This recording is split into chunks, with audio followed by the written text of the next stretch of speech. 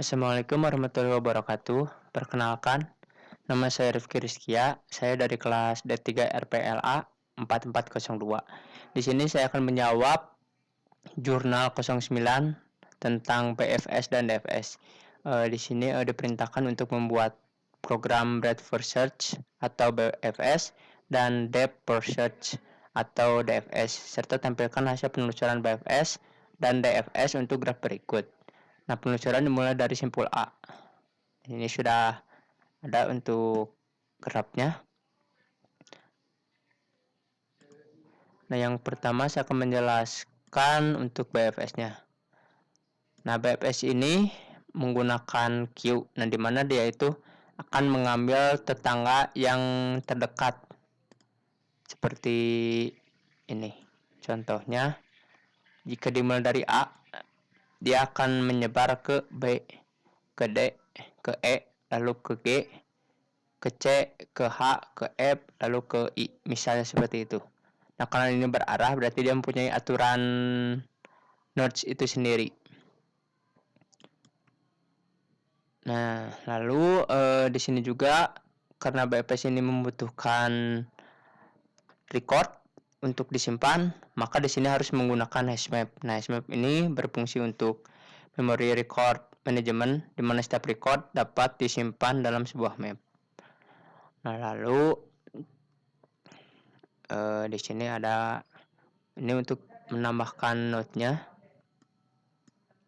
Lalu perulangan jika Q-nya itu tidak kosong, maka node ini akan meremove. Nah, lalu dan jika node-nya ini mengunjungi atau seperti ini A ke E dan menuju ke node yang lain, dia akan continue, dia akan mencari lagi tetangga yang lain.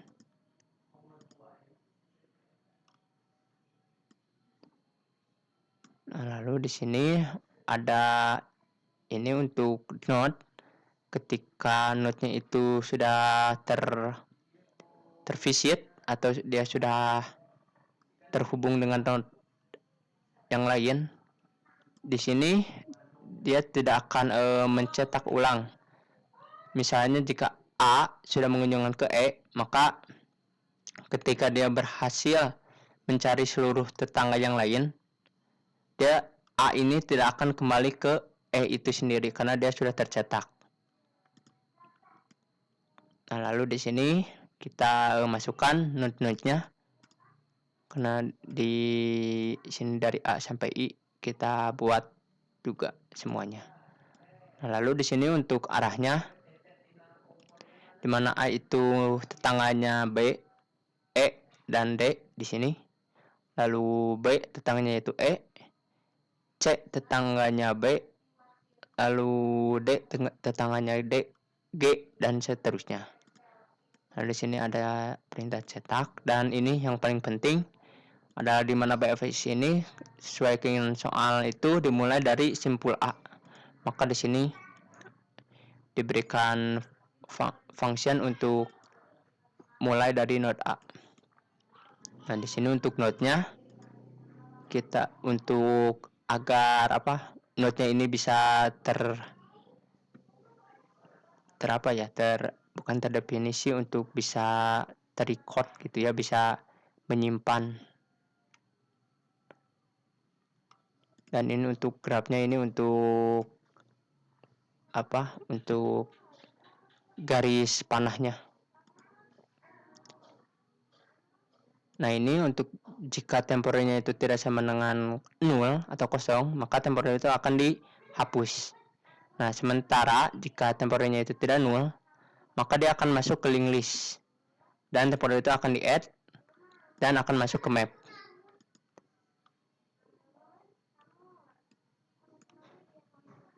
Nah, seperti ini untuk hasil dari BFS.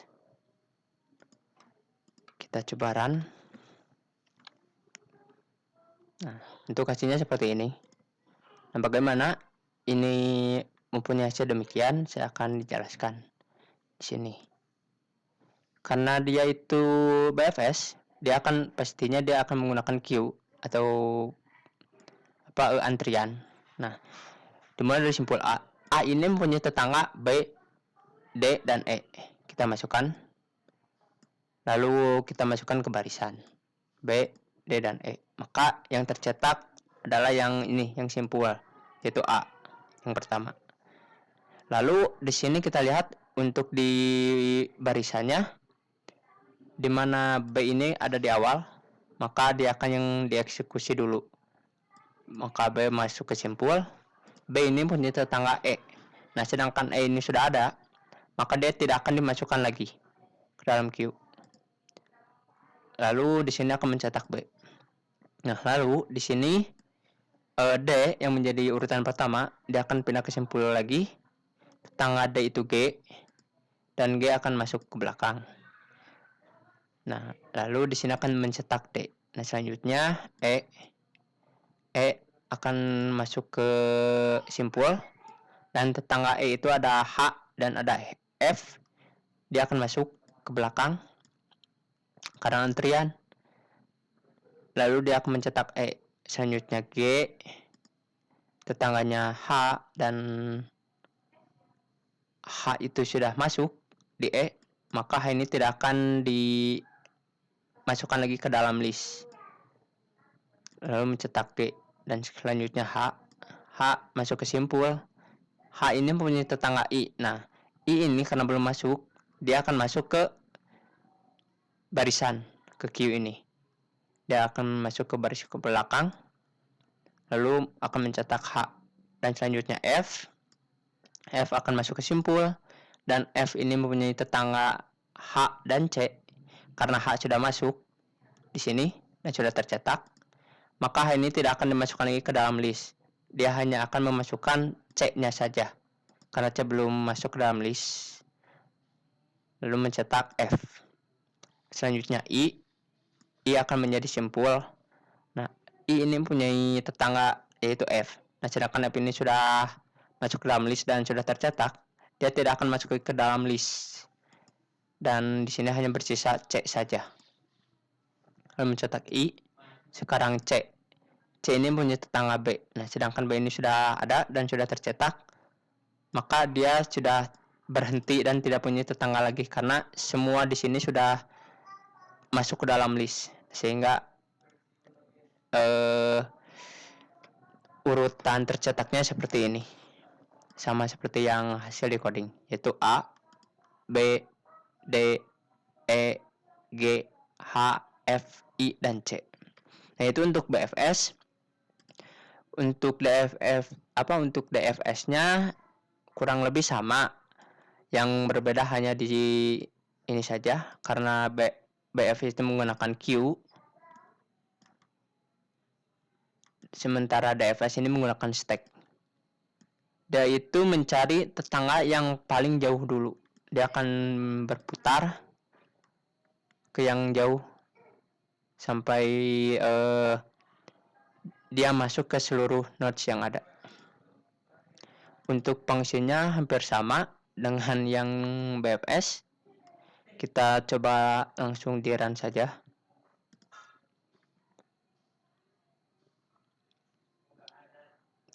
Nah, ini hasilnya berbeda dengan BFS pastinya, karena BFS ini menggunakan stack. Dan mengapa hasilnya demikian, saya akan jelaskan di sini.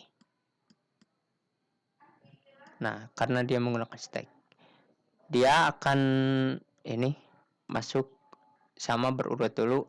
Untuk dimulai dari simpul A dengan tetangganya B, D. Di sini ya bebas, untuk tetangganya kita masukin secara random saja.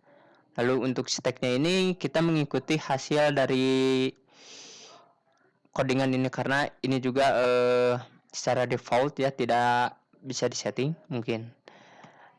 Lalu karena di sini yang dicetak B dulu, maka di sini depannya yaitu B akan mencetak A. Yang pertama yang dicetak adalah A.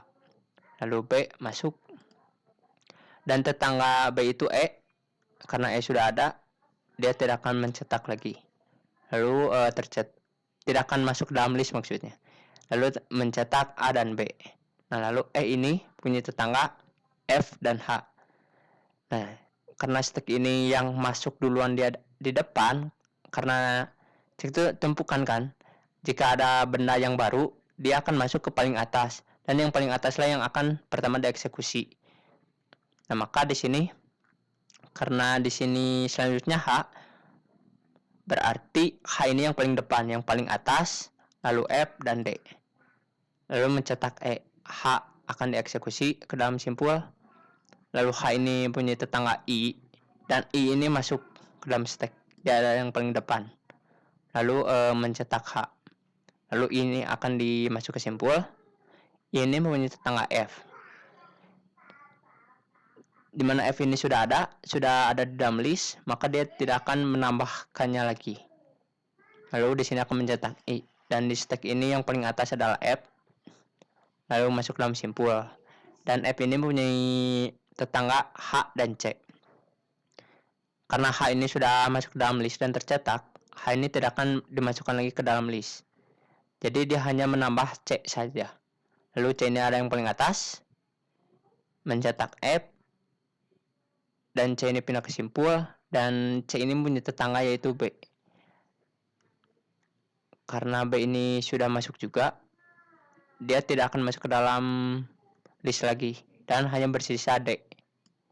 Lalu di sini mencetak C. Nah, lalu D mempunyai tetangga yaitu G. Karena di stack ini sudah kosong, dia akan memasukkan G saja. Lalu mencetak D. Nah, sekarang G menjadi simpul, dan G ini punya tetangga H. Karena H sudah masuk, maka di stack ini sudah kosong. Dan perulangan ini akan berhenti, sehingga dia akan mencetak terakhir yaitu G. Sama urutannya itu A, B, E, H, I, F, C, D, dan G. Sekian penjelasan dari saya. Mohon maaf jika ada kesalahan maupun kekurangan kata. Wassalamualaikum warahmatullahi wabarakatuh.